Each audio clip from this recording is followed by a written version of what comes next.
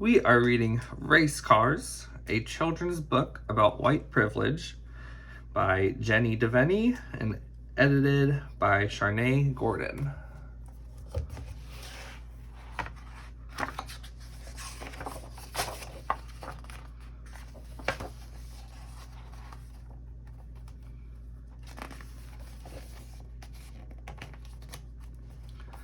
This is Chase. Chase is a black race car. This is Ace. Ace is a white race car. They live in a world with lots of other race cars. Big ones, small ones, short ones, tall ones, old ones, new ones, brown ones, blue ones.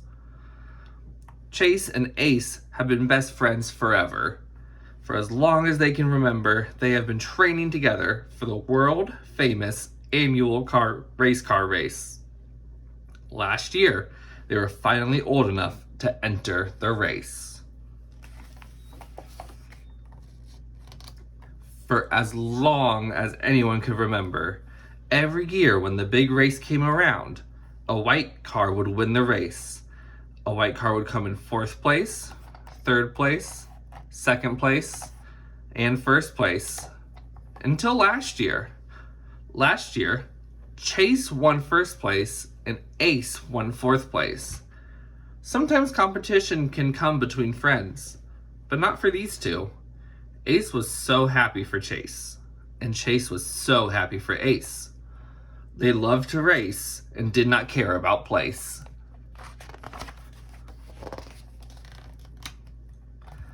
There were, however, some cars that did care about place. These cars were on the race committee. No one had ever seen them, but everyone knew who they were. They were a group of white cars that made all the rules for the annual car race. When the committee heard about Chase winning, they were not happy. A black car had never won 1st place. They did not want things to change. We have always given white cars the fastest tires and the most powerful engines, they roared. How could a black car have won? For the next race, the committee decided to change a few of the rules to make it easier for the white cars to win and harder for all the other cars. They all agreed, except for one, Grace. Something about it didn't feel right to her. She was used to things not feeling fair, after all. Grace was the youngest committee member and the only girl. But she didn't say anything because everyone else felt so strongly. Next year rolled around, and Chase and Ace were ready to race again. They had spent all summer training and knew the route by heart.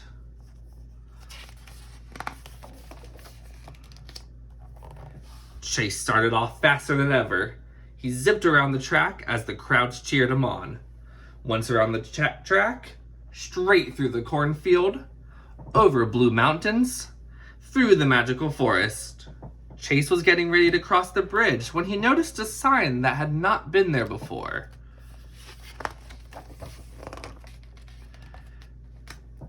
Bridge is for white cars only. All other cars must go around the river. Chase paused for a second. That's strange, he thought. But he did not want to waste any more time. Chase sped around the river as fast as he could and jumped over the finish line. Even without taking the bridge, Chase managed to come in 2nd place. Ace came in 1st place. Ace was so happy for Chase, and Chase was so happy for Ace. They loved to race and did not care about place.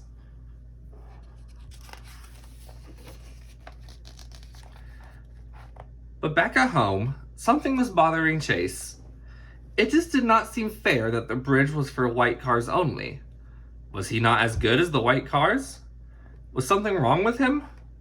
He shrugged it off and decided to train even harder for next year. Back at Ace's house, Ace was snuggled up in bed smiling. He did not expect to be faster than Chase. In their practices, Chase was always fastest.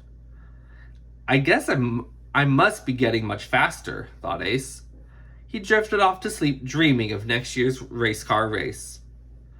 And back at the committee, the white cars were still not happy that Chase had won second place.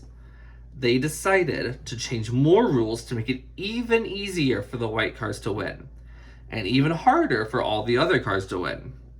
Grace didn't think it was fair, but she didn't want to lose her place at the table, so she stayed silent.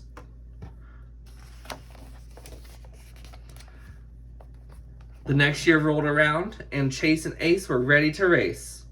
Chase started off faster than ever. He zipped around the track as the crowd cheered him on. Then he whizzed through the cornfields in record time. He made it to Blue Mountain in the blink of an eye. But at the top of the mountain, a race officer stopped him. "Pull over, please. I need to see some identification." Chase paused for a second. That's strange, he thought. None of the white cars seemed to be getting stopped. But he did not want to waste any more time.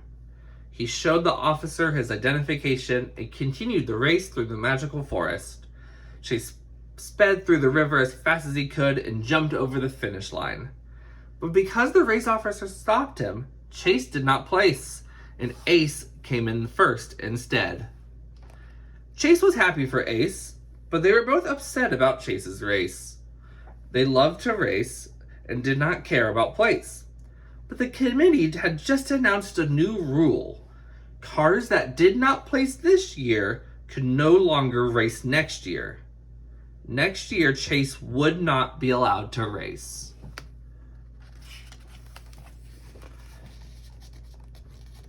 Back at home, Chase was devastated. He did not care about place, but he loved to race.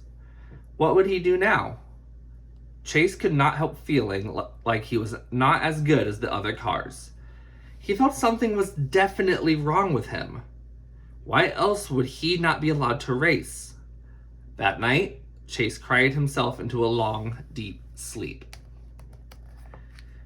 Back at Ace's house, Ace was snuggled up in bed, but something did not feel quite right. He did not understand why Chase did not place. He is the fastest car I know, thought Ace.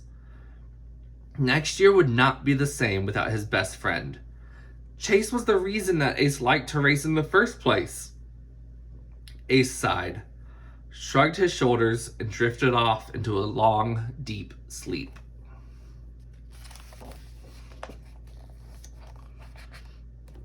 Back at the building, where the race committee held their meetings, Grace tried to speak out against Chase being pulled over in the race. She knew it wasn't fair, and some of the members agreed, but others didn't. "We need to change the rules of this race to make it fair and equal for all," said Grace softly. "Yes, we agree," whispered two more cars, but most remained silent and ignored her. They were afraid of change and did not want to lose their space at the table.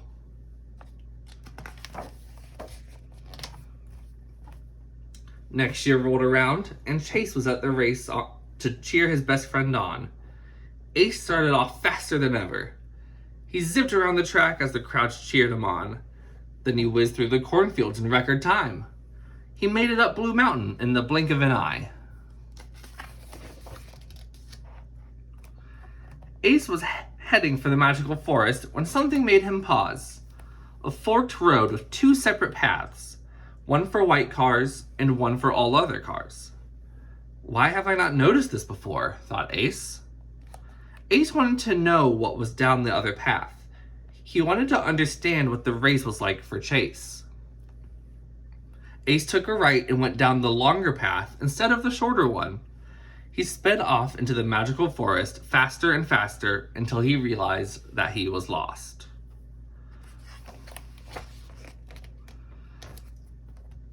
Back at the track, the race committee was starting to get worried. All the cars had finished the race except for their star race car, Ace. Where could he be? The race officers looked everywhere but could not find Ace. The committee decided to hold a meeting to figure out the best way to find Ace. "We need the fastest race car," said one. "The fastest race car should surely be able to find Ace."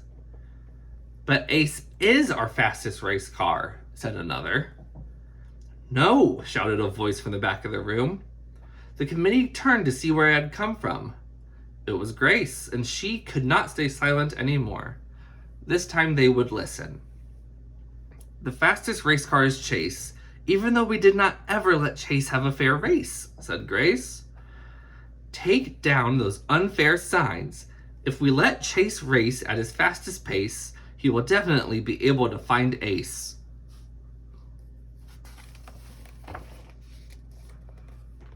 Although Chase was still upset that the committee did not allow him to race this year, he quickly agreed to help save his best friend. Here I come, Ace, said Chase. He zipped around the track as the crowd cheered him on. Then he whizzed through the cornfields in record time. He made it up Blue Mountain in the blink of an eye. When he got to the magical forest, he saw Ace speeding towards him. I'm sorry it took me so long to realize how much harder it was for you to win this race, Chase, said Ace. The best friends embraced. Then together, Ace and Chase finished the race.